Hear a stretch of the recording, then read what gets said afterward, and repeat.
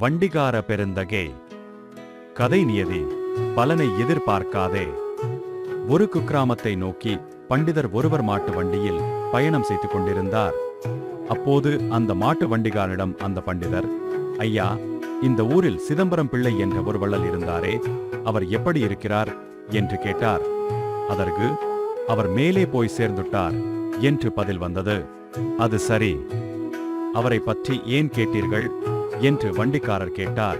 அதற்கு அந்த பண்டிதர் தன் கண்களில் வழிந்த கண்ணீரை துடைத்துக் கொண்டு, ஏழையாக பிறந்த எமக்கு படிக்க பணம் கொடுத்த வள்ளல் அவர், அதனால்தான் எமக்கு இந்த வாழ்க்கை கிடைத்தது என்று கூறி அழுதுவிட்டார்.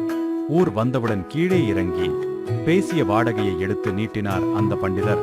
உடனே அந்த வண்டிக்காரன் பணம் வேண்டாம் என்று கூறி புறப்பட தயாரானான். அதற்கு அந்த பண்டிதர், ஏன் வேண்டாம், எதற்கு வேண்டாம் என்று கேட்டார். அதற்கு அவர், ஐயா, நீங்கள் கேட்ட சிதம்பரம் பிள்ளை பரம்பரை தாங்க நாங்க இப்போ நொடிஞ்சு ஏழையாய் போயிட்டோம். மிச்சம் இருக்கிற இந்த மாடும் வண்டியும் தாங்க எங்களுக்கு சோறு போடுது. ஆனாலும் எங்க ஐயா கொடுத்து வளர்ந்தவங்க நீங்க. உங்ககிட்ட கூலி வாங்கினா கொடுத்த இடத்துல திருப்பி வாங்கின குத்தம் வருமுங்க.